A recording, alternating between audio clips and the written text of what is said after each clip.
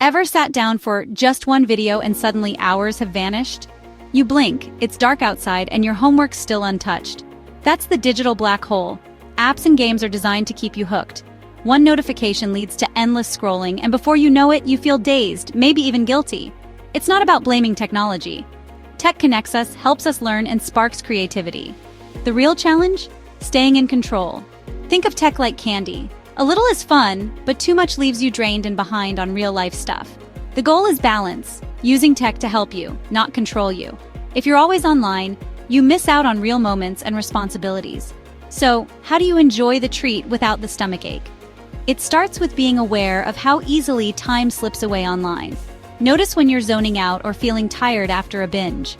Ask yourself, is this helping me or just filling time?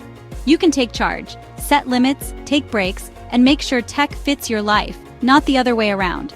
Remember, you're the one in control. Let's see how tech wisdom can be your superpower. Tech wisdom is your superpower. It protects your time, sleep, and friendships. Blue light from screens can mess with your sleep, making mornings rough and focus harder. Being present with friends and family, putting the phone down, builds real connections. Tech can create barriers, but you can choose when to unplug. Online, things can get tough. Cyberbullying is real. Protect yourself by not sharing personal info, blocking bullies, and telling a trusted adult if something feels wrong. Social media shows only the highlights, not real life. Don't compare your behind the scenes to someone else's best moments. Tech wisdom means confidence, knowing your worth online and off. Use your superpower to navigate the digital world with strength. Stay in control, stay kind, and stay true to yourself. Ready to build your digital toolkit? Let's get practical. Here's how to take charge. To be tech-wise, you need a toolkit. First, tool boundaries. Decide when and where you'll use devices like no phones at dinner or before bed. Set app timers to keep gaming or scrolling in check. Next, online safety. Use strong passwords. Think before you post and know your privacy settings. Be careful with messages from strangers and never share personal info. Digital citizenship matters. Treat others with respect. Stand up to bullies and give credit for what you use.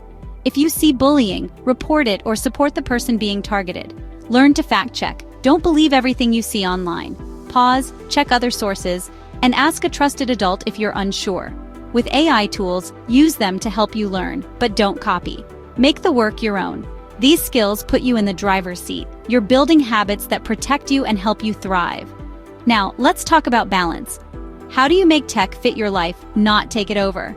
Here's how to craft a balanced life. Let's wrap it up. Myth: any screen time is bad.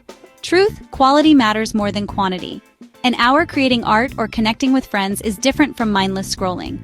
Online friends can be real friends. Just stay safe and know who you're talking to. Start small. Try no screens an hour before bed. Read, stretch, or talk with family instead.